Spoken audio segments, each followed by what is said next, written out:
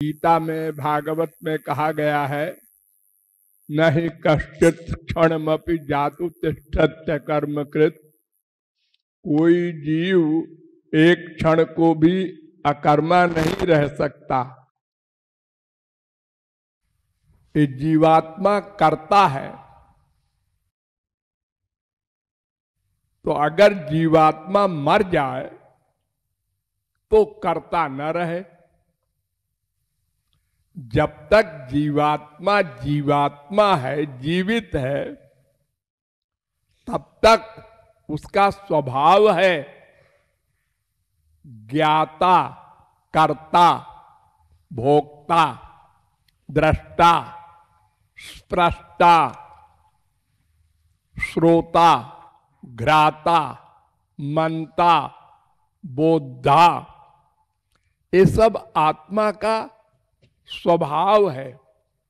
स्वभाव कभी जाता नहीं। किसी भी दशा में 3 दशाएं होती हैं, जागृत, स्वप्न, सुषुप्ति। तो तीनों अवस्थाओं में जीवात्मा का जो जो स्वभाव है वो सदा रहता है। उस समय जीवात्मा क्या करता है, ये प्रश्न अगर है तो जीवात्मा आनंद का अनुभव करता है।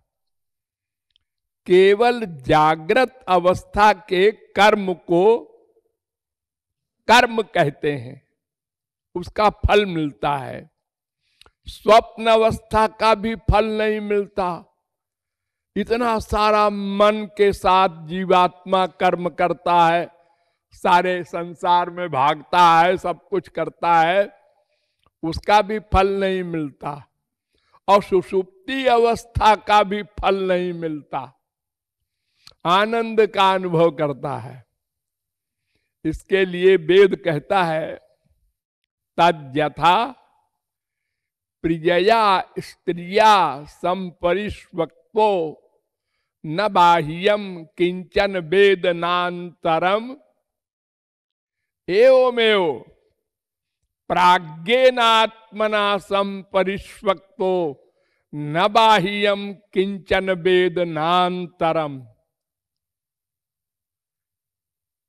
बृहदारण्यकोपनिषद 4 अध्याय के 3 ब्राह्मण का 21वां मंत्र। भगवान जीवात्मा का आलिंगन करते हैं सुषुप्ति अवस्था में, तो वो आनंद का अनुभव करता है। ये कर्म है। आप लोग जो भी अनुभव करते हैं वो कर्म है। अनुभव करते हैं सुषुप्ति अवस्था में क्या प्रमाण? जब आप जागते हैं तो आप अपने अनुभव को बताते हैं या रियलाइज करते हैं।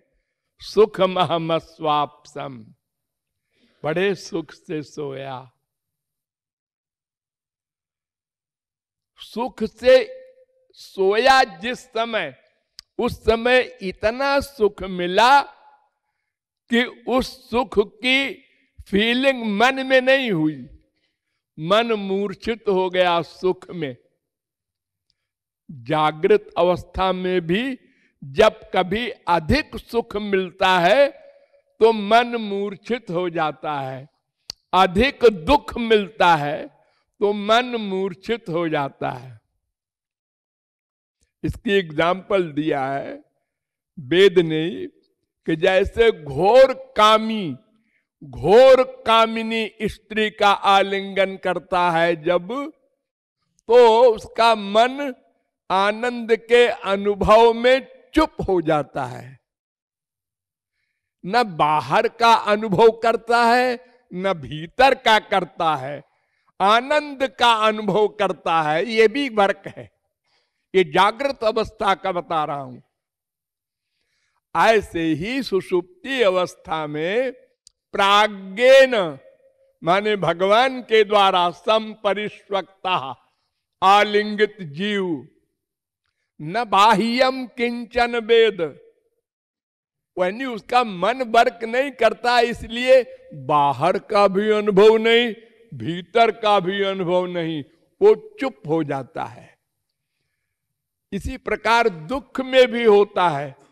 जब बेहोश हो जाता है, किसी को लठिया मारो और बेहोश हो गया तो उसको दुख का अनुभव नहीं होता, किसी का अनुभव नहीं होता। जब होश में आता है तब दर्द होता है।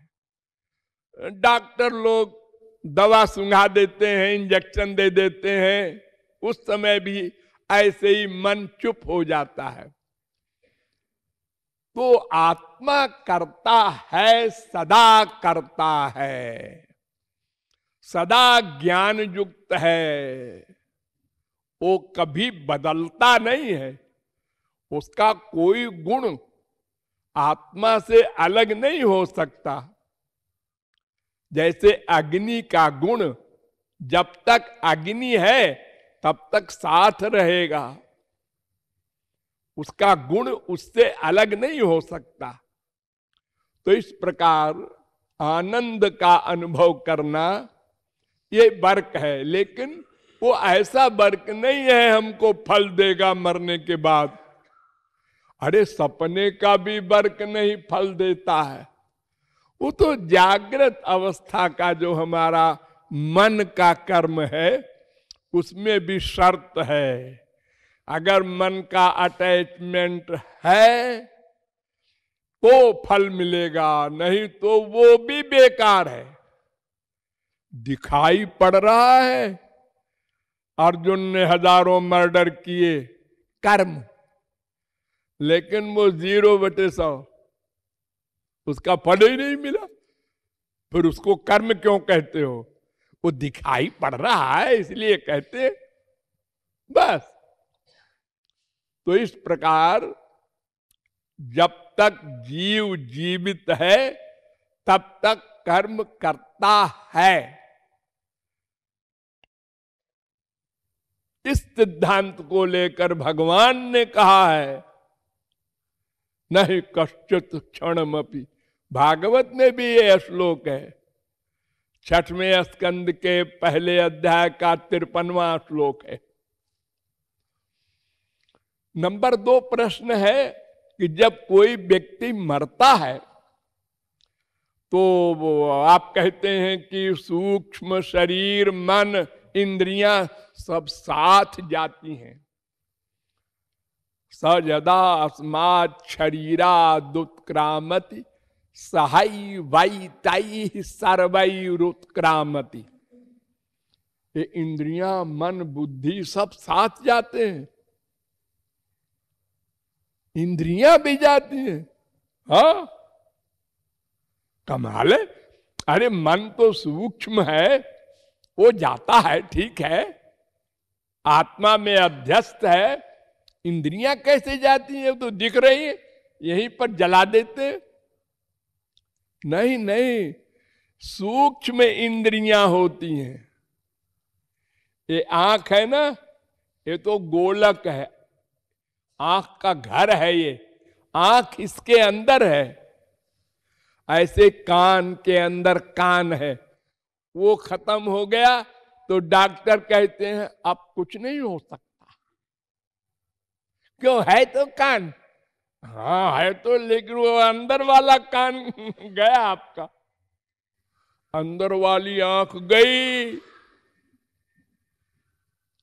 तो सूक्ष्म इंद्रियां होती हैं, सूक्ष्म मन के साथ रहती हैं, वो हमेशा साथ रहती हैं।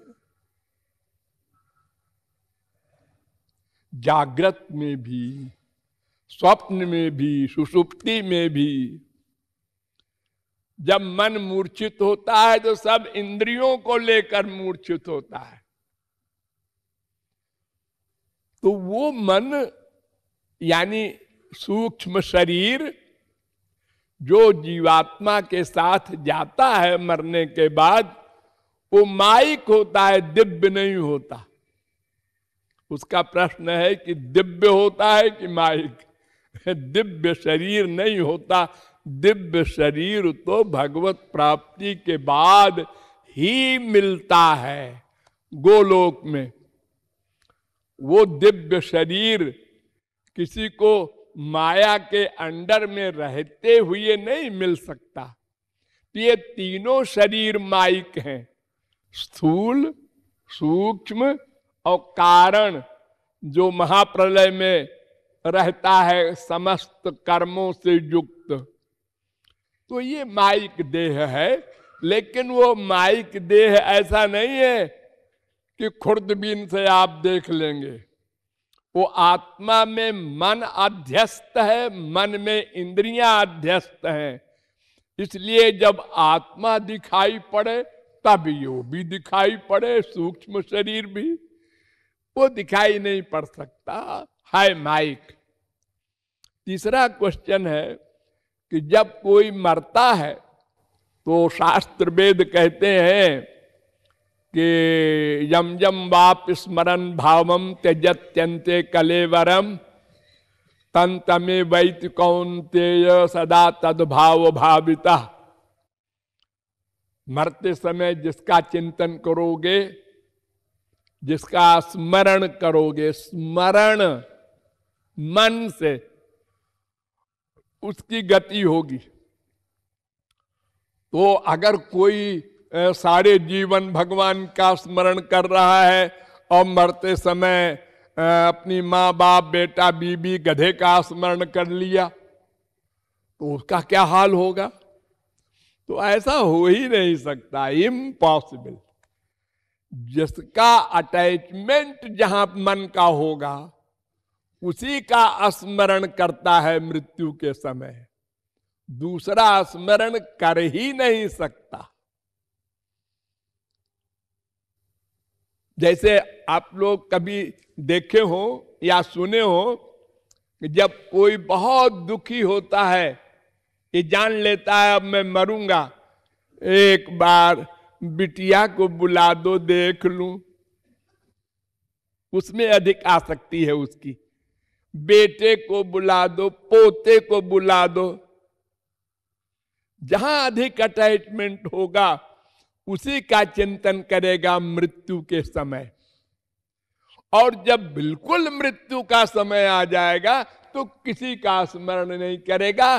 जो भगवत प्राप्त संत है वही भगवान का स्मरण करेगा, क्योंकि मृत्यु का कष्ट इतना बड़ा होता है कि वह स्मरण करने वाला मन मूर्छित हो जाता है, वो किसी का स्मरण नहीं कर सकता। माँ बाप बेटा जहां कहीं भी अटैचमेंट हो, मरने के पहले और मूर्छा के पहले स्मरण करता है। तो मूर्छा के पहले वाली अवस्था को ही ये शास्त्र वेद कहते हैं यम यम वाप स्मरण भावम। और शरीर छोड़ना ये तो महापुरुष करता है, और तो शरीर छुड़वाया जाता है, कोई छोड़ता नहीं है। जब तक माया के अंडर में जीव है तब तक शरीर छोड़ना नहीं चाहता कोई। शरीर में इतनी आसक्ति है, यही तो बंधन है, यही तो माया है। वो वृद्ध है शरीर और उसको सब बीमारियां हो गई हैं, कैंसर है, सब कुछ है, लेकिन मरना नहीं चाहता। का मतलब क्या? शरीर नहीं छोड़ना चाहता, इतनी आसक्ति है देह में। तो वो मृत्यु के समय वो केवल उसी का स्मरण करेगा जहां अटैचमेंट है। और अगर न भी करे, यह भी मान लो, तो उसके पूर्व किए हुए कर्म का एक परमाणु भी व्यर्थ नहीं जा सकता, सबका फल मिलेगा। उसका भोग करना पड़ेगा, छुट्टी नहीं मिलेगी। भगवत प्राप्ति के बाद ही पिछले सब कर्मों का फल समाप्त किया जाता है। क्षीयन्ते चास्य कर्माणि, संचित कर्म खास तौर से, और प्रारब्ध तो भोग कर जाता है और क्रियमाण का तो फल ही नहीं मिलता, इसलिए वो सदा को अवकाश प्राप्त कर लेता है। ये समाधान है।